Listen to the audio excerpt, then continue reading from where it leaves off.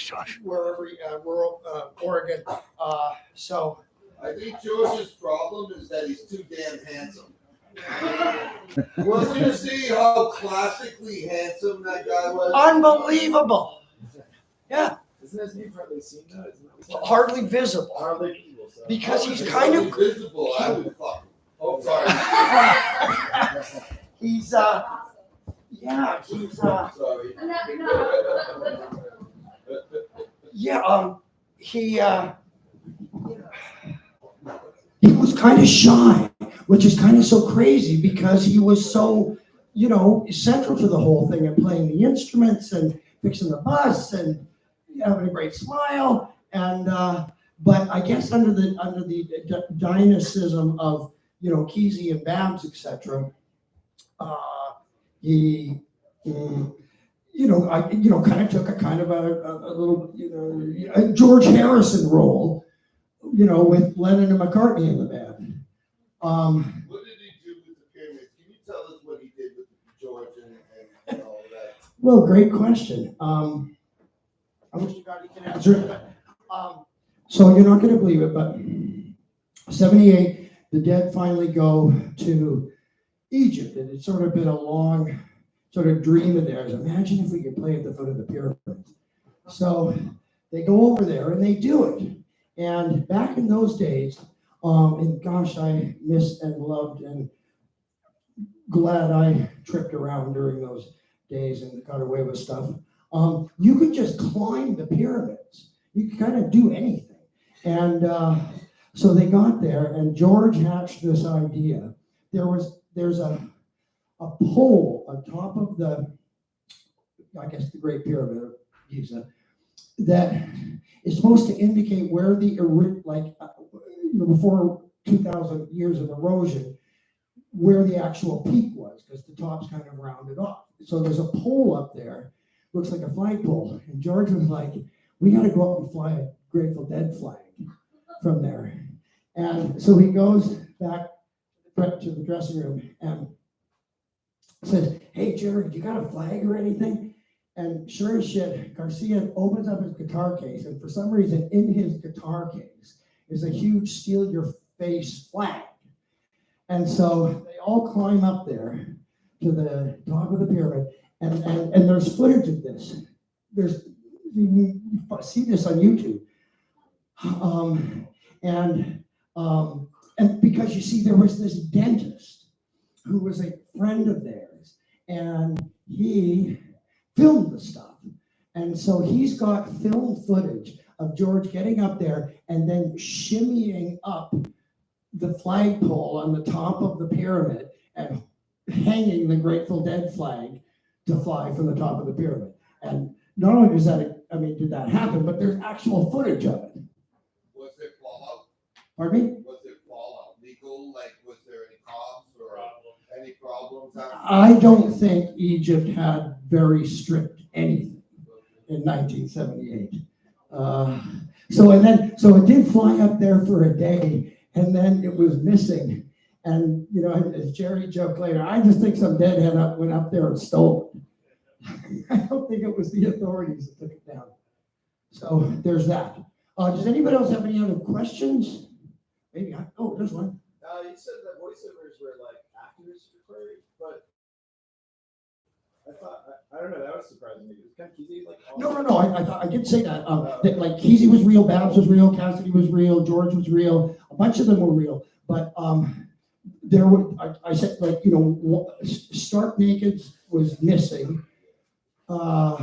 Jane Burton had laryngitis, so that had to be done. And one of the actors, I don't remember I said this, it was this woman, Victoria something, has 229 film credits. So these are serious professional film actor people that were capturing the personalities of it. Chloe is real, the woman who got off the bus and then hosted the party in New York, that's her voice. So a lot of them are real, but and it was so good because they did that because otherwise the stuff wouldn't be in there. The audio was so bad, so these professional real filmmakers knew, well, I know how we can fix this. We hire voice actors. So there's that. Anything else off the top? Oh, So that trip back, when they went to Canada, that was not the one they picked up Linda. yes. It was. Yeah, oh, you bet. And so, Why did she make the film?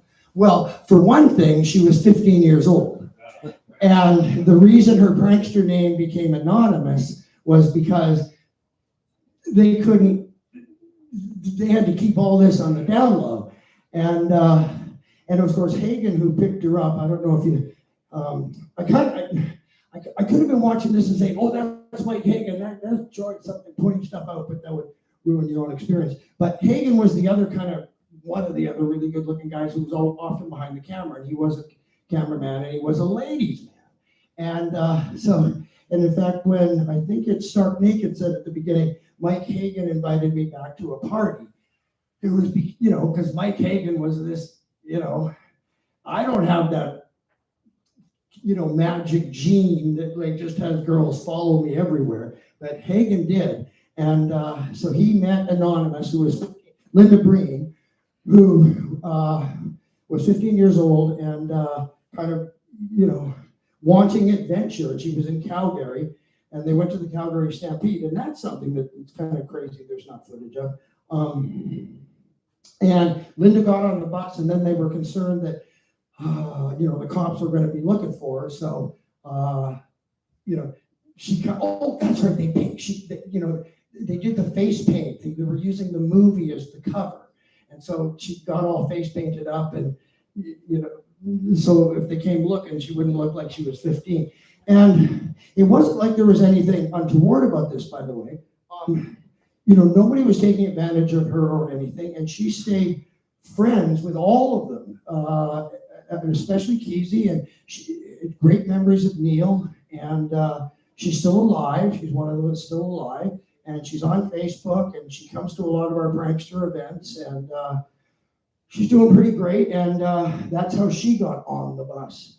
And just one little thing, I grew up in Winnipeg. When they show them crossing over the border, they actually crossed over in North Dakota into Winnipeg. So the prankster bus actually went through my hometown and went to the Calgary Stampede and then all that other stuff in the mountains up there. Oh, can you talk about the anniversary bus trip in, what was it, 2015? Yeah, 2014, yeah. The 50th anniversary. So the bus you saw, Babs and a whole bunch of the pranksters took it to Woodstock in '69. And that was kind of its last trip. And by the way, Joshua, is that thing, are we live? Are we streaming on that thing? Okay. And so that the bus sort of stopped, being functional after the Woodstock, '69. And then about 1990, I think, Ken bought a second bus. And, a much better one, and they really tricked it out with, instead of just the ad hoc painting and stuff, they painted it beautifully, they wired it in modern technology, lights all over the place. It was a kind of a high-tech bus. And then when Ken died, in what was it, 2000, 2001, the second bus was kind of always kept in good shape in the barn. Ken, as he said in the movie, Nothing Lasts, you decided that to take the original bus and park it in the swamp on his farm to kind of let it return to nature or something. And then a few years after he died, Zane, his son, and other pranksters pulled it out, tractor, from the swamp. And so that's the bus that exists, the original bus now, with that massive degradation that did take place while it was parked in the swamp on his property. But the other bus is in fabulous shape. And so his son decided to, do this like 50th anniversary reunion thing. And they traveled the country and went to a lot of places. And boy, this is a crappy mic joint connection. And the great thing about that was they kind of sold tickets on the bus, if you will, for like you could get on it and ride for a week. And what happened was over that summer, though, was all these people, and some of you here at LCK have told me how you have felt like there weren't people like you in the world, and you were kind of isolated, and then all of a sudden you met somebody from LCK, or you came here and it's like, oh, there's other people like me, and found sort of a family and a boosting. Well, that's what happened with this Keezy tour in 2014. That I liken it to, the bus was a magnet, and all of these disparate people in each area where it went were like iron shavings, and they were kind of hidden away in their own world. But this bus came, and they're like, huh, and they came out of their own little kind of private spaces and were attracted to the bus, and then everybody became friends. And a guy in Indiana who was really instrumental in this, the Wizard of Wonder, Chris Foster, he went after Zane did that 2014 50th anniversary. This guy, Wizard of Wonder, made sure he kept in touch with everybody and started annual reunion acid test parties at his place in a secret location in the Midwest. And so anyway, everybody's all stayed together. And so there's this huge community now that grew out of that thing because of, like I say, all the little, one guy here, one girl here, a couple here, came to the bus and found people like themselves. And so that was a really great outcome from that thing. Yeah. Is there any footage of them at Woodstock? Right. So Keezy did not go to Woodstock. Babs and Company did. There's a ton of photos. Or a ton. There's a bunch of that bus you just saw in the movie at Woodstock. In fact, remember Woodstock album, and then there was Woodstock 2, was a double album. Well, the photo on the cover of like 2-year-old or 3-year-old naked babe kids on a stage is actually Simon Babs's kid, and that was the secondary stage that they'd set up. And so they had this kind of encampment, the hog farm encampment with all of these buses, and you can always see the Keezy bus because it had that, that dome on the front of it. So there's a lot of pictures of it, but there's no footage. That's too bad. I know. But Babs is actually in this unreleased, the stuff that's, all this cool stuff has gotten released in the, years and decades after this stuff, like the Beatles Get Back, masterpiece by Peter Jackson, where all of this stuff was actually shot back in the day of these magic moments. And now with modern technology and stuff and YouTube, a lot of this stuff is finding life. And why am I telling you that? You're asking about the Woodstock thing. Well, so just a lot of this footage is coming out. Oh, it's Babs, right? The Dead set, which is cut from the movies and all of that. But the Dead set is now out there at Woodstock, and Babs introduces them. And I was like, what the hell, Babs? There he is on stage at Woodstock introducing the Dead. I mean, so, these guys really kept a tight connection forever. And I'm sorry, I have to kind of keep holding this thing in a certain way to keep the thing working. I was hanging out with George a bunch, and like if any of those original pranksters, are in the same town that the Dead are playing, they welcome them in, and I mean their family is. I think it's in this movie that Jerry says, the pranksters were the first people who got us, and so they're forever kind of grateful to them because it was really that scene and that mindset of psychic exploration and freeform wildness that formed who the Grateful Dead are, and they're forever like in their debt. So that exists. Is there anything else? You're asking about footage. On the and is there any footage of the at Calgary Stampede or whatever? On the DVD, which I do recommend, I think it's like $12 or something. There's a ton of extra footage of deleted scenes, things I didn't use, and they went to Las Vegas, which I was never really aware of. But there's about 3 minutes of footage they include on that thing of freaking Neil Cassidy and the Pranksters on Fremont Street in Las Vegas, circa 1964. And there's footage outside the Mint Hotel, which was where Hunter Thompson stayed on the Fear and Loathing trip, and is of course long gone. But so you can see the original Mint Hotel, and you can see the original, which was one of the first big neon sculptures ever made. Again, I'm sorry about technical difficulties. That the cowboy whose arm does this, pretty famous image, very famous in neon sculpture, neon light history, kind of pioneered, or was the thing that kind of kicked off a lot of the neon signage that so much part of the world. Anyway, so you can you're seeing Neil Cassidy on Fremont Street with the cowboy pointing like this and the Mint Hotel. It's, I don't know, I found that pretty amazing.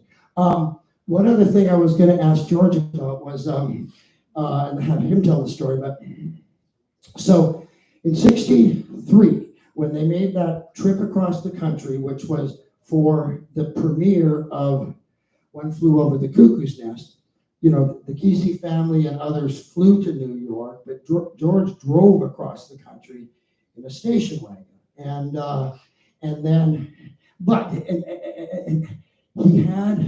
they had boiled down a ton of peyote into a kind of a liquidy form and put it in a mustard jar. So the whole time he had this mustard jar full of freaking peyote, and they were doing that everywhere they went. And I just think that's so funny. These guys scooching around, New York City, whacked on peyote that they're drinking out of a mustard jar. Is a great prankster image. What was the other thing I was going to say? And also, again, I recommend the the DVD, because there's all its extras on it. And so this other part is that there's footage. When I was mentioning it to Brent, how extraordinary it is that, when they, at that party with Jack, and then they go to Millbrook, and like you're looking at Allen Ginsberg circa 64, pre-beard, leading them around, and Neil Cassidy, right? Like still 4 years before his death. That's, a big, especially in terms of the beat stuff, like how extraordinary that there is this footage. But also in the extras on the DVD, there's footage of them. You saw that kind of tower thing. What do they call them? Like sky needles, right? There was an early needle thing with you go way up, and then there's the circular thing. There's footage of Neil Cassidy and Allen Ginsberg walking around on that outer terrace in 1964 in New York. I mean, it's just so, talk about getting high. There's Alan and Neil at the top of a Space Needle in New York City in 64. That's pretty great stuff. And also on that DVD, by the way, which I love, is there's a commentary so that you can watch it with the Alex Gibney and Allison Elwood, kind of giving their little stories about how all these shots were taken and what, why they picked what they did. And when we had that pig talk at the Pollard the other day, Brent and Charles Shuttleworth were talking about all these different versions of On the Road that Jack wrote that have never been published, and they were never, really finished or whatever. But in our world today, you know, you buy a movie and you expect there to be an hour of outtakes and extra scenes and a commentary version and a making of mini documentary. So I think that should apply to literature too. And why the heck are we not making books that have all of these outtakes in them? You could do a version with like the actual On the Road, and then here's 3 other versions of On the Road that he wrote. Here's the one where, he was trying to do it as Dick. He was trying to do it as, what's that guy? Not Ray Millard, or what's his name? Ray Smith. There's all these different, versions. And, again, as I was saying about, how all of this footage becomes available now here, 20 years into the 21st century. And people actually sort of expect that when they buy a DVD. Well, if you love a novel, why is this not just part of our culture now that you can buy the outtakes? And here's the stuff that the guy, Stephen King, cut from, The Shining or whatever. So if this can exist in the film world and in the music world now, like Dylan just released, every show from the 74 tour, and all of these bands released albums, and you get the final studio album, and then you get 20 different versions of songs, in different mixes and different takes and all of that. I don't know why that doesn't translate to literature. It sure as hell should. I mean, why do we have to be so far behind the times? This has been going on forever. And the amount of Jack stuff and the stuff that's directly connected to finished works, like they do with all of these albums, like Let It Be or something, you can get it now so you can hear it without the strings or with the strings, or this should carry over into literature. I don't know why it doesn't. But, so there's that. There's one. I like that idea. Okay. But one thing I got out of it, Kerouac wrote On the Road, which was, his experience as more, the intellectual. They were talking about when the East met the West, they didn't really bond, right? Because they were the intellectuals and these guys were frolicking. So this was like on the road, but frolicking, and they were, creating the hippies, right?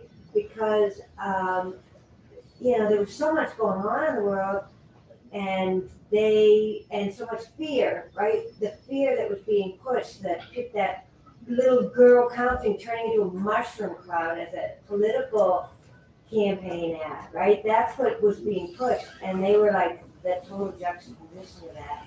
Yeah. And just a very different, take of Kerouac's On the Road and Kesey's On the Road. And they tried to meet, and it didn't really work. Yeah. Right. It's kind of funny. There's lots of things about that, but the world was, these guys were moving so fast. They were a little bit ahead of the curve, it sort of hit in, Revolver was 65, I think, The Summer of Love was 67. They're just a little bit ahead of the wave there, but the wave was coming. And, Jack was, God bless him, but in some ways, as much in a sense, like a Leave It to Beaver was to Jack, that when he was blowing up, the pranksters by as early as 64, 7 years after On the Road, they're blowing up on the road. And the guy who created that can't keep up with them. And so, that was just a reality of how fast things were going. I often think, On the Road 57, Woodstock was 12 years later. Just how fast everything went at that time, just like the domino tumble. And it's kind of sad that, that Jack couldn't keep up, but Neil could. And so it's so fortuitous for history and for storytelling that, there was this one guy who actually was the inspiration for one generation, I lived with Carol Cassidy for 3 years, and so or 3 months I meant. One of the things she shared was that Jack and Alan, they both went to college and they were older than, or at least Jack was older than Neil. They all looked to Neil for approval. And that was, if they could impress Neil, that was the thing that mattered to, both Jack Kerouac and Allen Ginsberg. And I mentioned this to George Walker, and he's, it was the same thing with Ken Kesey. Of all, Kesey is inspiring the Grateful Dead and all these other people, but the one they really wanted to get the approval of, or, like, did Neil just like this? And so it's so kind of wild that that guy had that role in so many people's lives. It's kind of uncanny and, almost inexplicable, but it's reality. And how great, though, that it is reality, that it's true, that, and it's so, that he drove Jack's car and he drove Ken's bus. Like, it's just. Timothy Leary, he didn't want to come down and meet any of them, and Neil just went out. Well, no, I think he, because Tim knew Alan and Alan knew Tim, that was how they come to go out there. And Leary did look up to the Beats because they did come before him, and they were sort of these lyric leaders, and Alan wrote Howl and all the rest of it, and Leary certainly knew who Neil Cassidy was. And so he kind of blew off everybody else, but he was like, okay, I'll talk to Neil. And that's why you see the picture of, it's just, Alan took that picture that you see where, Leary's here and Neil's behind him, and it's those are the only three on the bus. There's no Kesey in that picture, there's no pranksters in that picture. So Tim, for whatever reason, but he, kind of blew off the pranksters, but he knew, oh, Alan's here, this Neil Cassidy guy's here, so he did go and connect with them. Phil? Just related to her question, that picture of the guy laying on the bed. That's Neil. That's Neil. Yeah. And he's getting a shot of DMT in his ass. Yeah. And there's actually, I think I might even have them at home. There was pictures of him taken naked with an erection on that bed. And somebody was trying to sell them or something. I remember, I don't know, in the 90s or something. And I think I've got them at home in a file where you actually see Neil with his most valuable instrument. Did Kerouac learn Ken Kesey's novel before or after the meeting? Which means, that would have been well before. So he hadn't met him, but he still agreed to learn. Right. Right. Okay. And it was actually Brett, my favorite archivist, the guy who spends more time in the coal mines of paper of anybody I know, I've ever known, found the notebook where, and you keep nodding if I'm getting this correct, that Ken wrote 2 whole pages in his notebook about how much he read One Flew Over the Cuckoo's Nest and just loved it and went on for 2 pages about it. So he also had the same agent as Kesey. So, and then I did say in my intro, I think that's the only time he ever blurbed a book in his whole life, and Brett is still nodding yes. So, so that was what it was. He really loved Cuckoo's Nest, and so he wrote that, and probably at Sterling Lord, their mutual agent, and that's another insane thing. Like, the same guy drives Jack's car and drives Ken's bus, and they had the same literary agent, Sterling Lord. So, and they're both K's, as Kesey liked to point out, both K-E on the literary bookshelf when you go to a bookstore. Kesey and Kerouac are right frickin' next to each other. It's just, so the similarities between them. And one other thing, he said, what was I said? Nobody in this room ever met Jack Kerouac. And you probably kind of regret that. Gee, wouldn't that have been neat? But imagine if you did and you screwed it up and you regretted it every day for the rest of your life.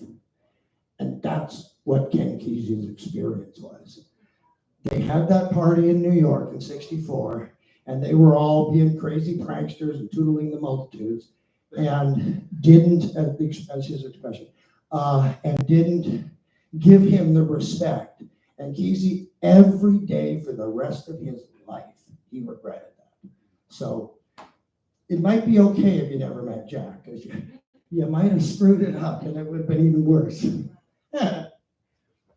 So anything else? I was wondering if there's, let me just check my notes here. I had some stuff I was going to ask George about, even though I kind of knew some of the answers, but where's this thing? Whoa, geez, this has been a dicey music stand all night. Anything else, anybody? Yeah. So when they came out to New York, Kerouac was living in Northport, correct? Yes. And his mother would not let them come visit out there? What do you have to say about that? What do you have to say about that? Yeah, it's true. Mamere, kind of, there was a bit, and I guess was Stella even in '64, maybe not.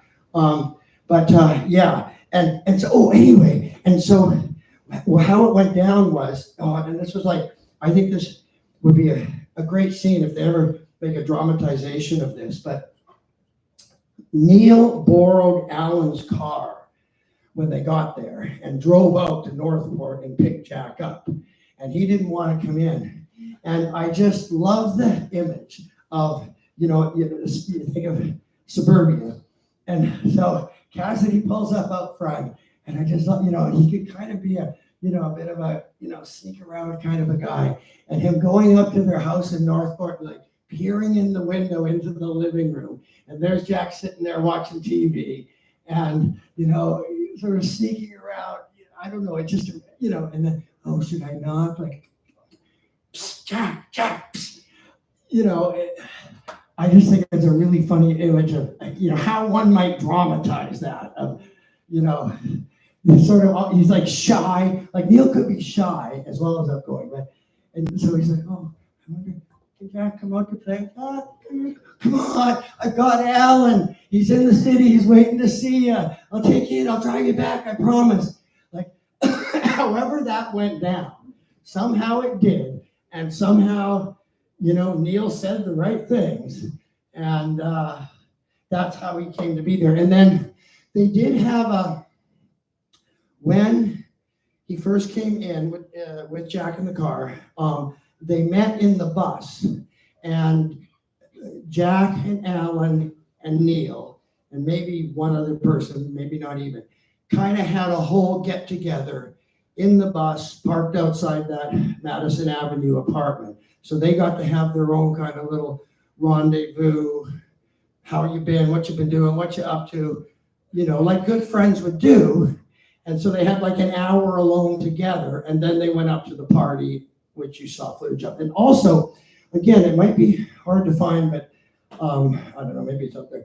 Is like I say, this part 2 of Intrepid Trips was what they called their film company, and they made a 2-part. They completed 2 parts. There was a third plan. I don't think it ever got made. Of the Journey to the East, they call the first one, and then North to Manhattan is part 2, and it's an hour long. And there's more footage in that because it's just the hour long. And so in this, there's 90 seconds or something of the party, but there's about like 4 minutes or something in that movie, in the prankster version of it. So there is a little bit more footage of Jack at that party, but it's all kind of the same thing. Him sitting on the couch, drinking a Budweiser tall boy, and just doesn't get what's going on around him. But who the hell did in June of 1964? Like, these guys are nuts. And for one thing, they're on acid. which like nobody ever even knew existed, you know? So it's understandable that, you know, our beloved, you know, alcohol loving, pot, tea smoking guy is suddenly like, what is this? It was a hell of a twist in the psyche. So that happened. Anything else? So I do want to, which is too bad George couldn't tell the story, but it's a freaking fantastic that, I mean, I know they touched on it in this, but George has told me this story many times about how, so they came for the One Flew Over the Cuckoo's Nest, and then, and Kesey decided, you know, being kind of the adventure guy he is, and George being the fun guy that he is, that Kesey didn't fly back on the flight and said, I'm just going to drive back with George. And that was when they hatched the idea to all come for the World's Fair. And then they get back and they realized that there was more people than would fit in a station wagon. And what happened, one of the things that happened was in Eugene, the bus company, like the city bus company, sort of went out of business, and there weren't going to be any buses, and the town was selling all of these sort of this, you know, the Eugene city buses. And that was where the idea twigged, what if we bought a bus? Now, they were down in La Honda at the time, but that was the thing that kind of got, we could buy a used bus. That would house everybody. And that was when they started looking in La Honda and found the advertisement. And as George joked, it was a Catholic family had a bus for to drive their family around for summer vacations, and they outgrew the bus. Well, this sleeps 8, we need 12.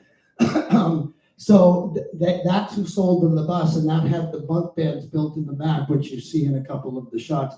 So anyway, that was how just the story went, and I think it was Faye noticed the ad in the paper, and Ken bought it for $1,500, seems to me, which was money he had from Cuckoo's Nest and the advance from Sometimes Great Notion.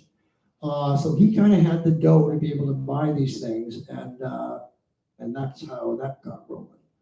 So, I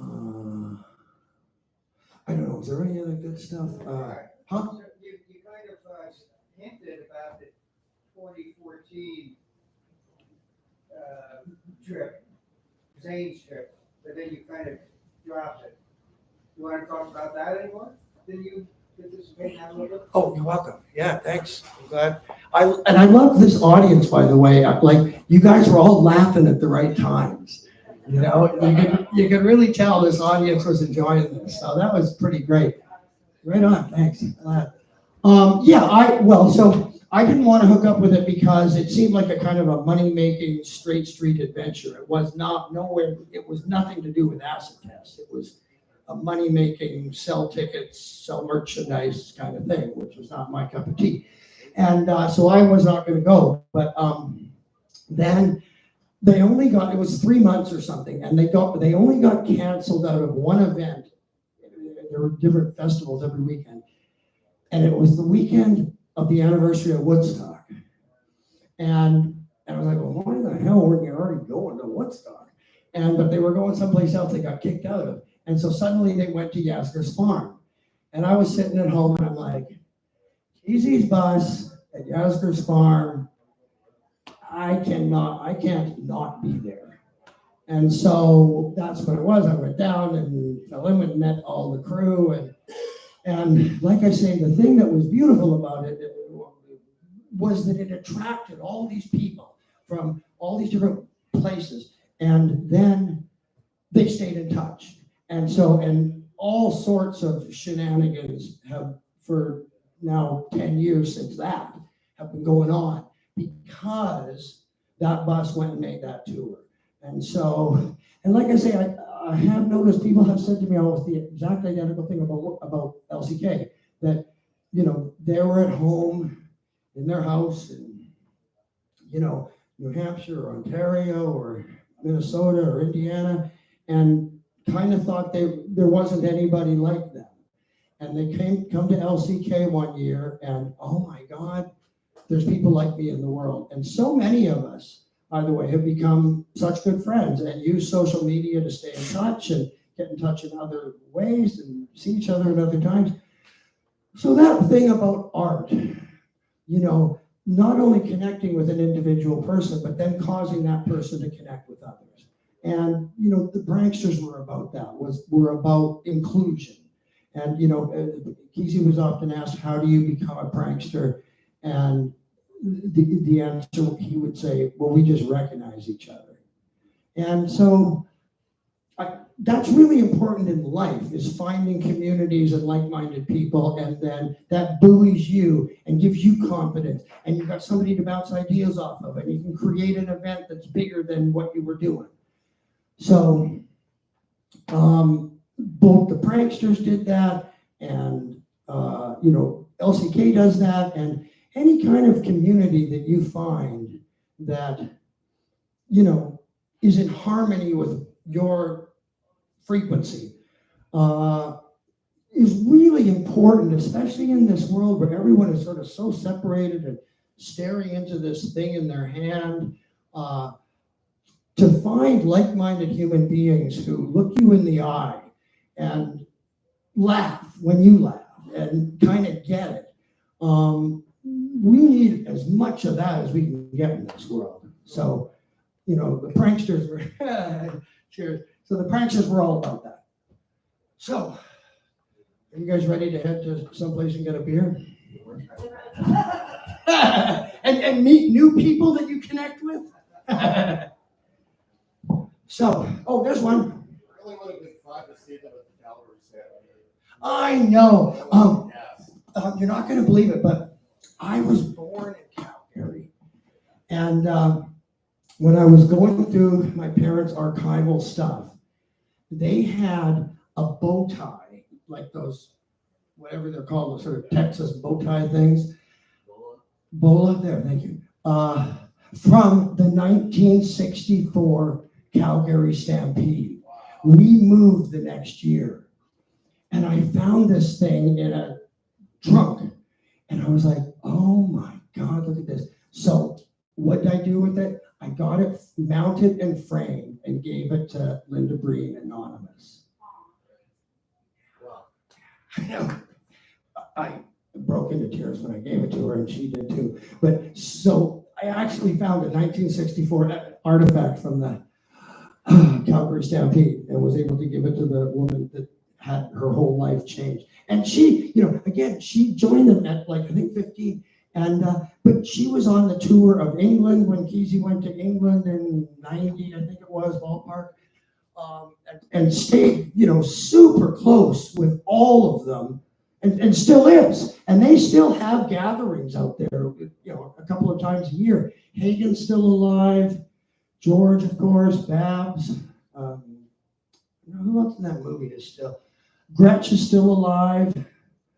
I'm not sure which was, probably some other, I'm forgetting. But anyway, so some of them are all, and they're all still, and then there was a whole sort of second batch, and they're all still,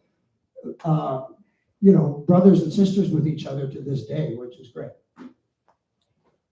All right. Anything else? Okay. So I'm glad you loved this movie. I can tell you did, because I was hearing the laughs, and I'm so sorry George couldn't join us. The freaking rural internet in Pawtucketville, Oregon. But anyway, maybe next time. And I know he misses you. He really wanted to be in it. He had his prankster wear on. But hey, God bless you, George. We're thinking of you, and I hope we covered for you a little bit. And just keep pranking and keep having fun and keep exploring, because that's what they taught us 60 years ago. And I, for one, I think it's a good idea to keep practicing. Okay.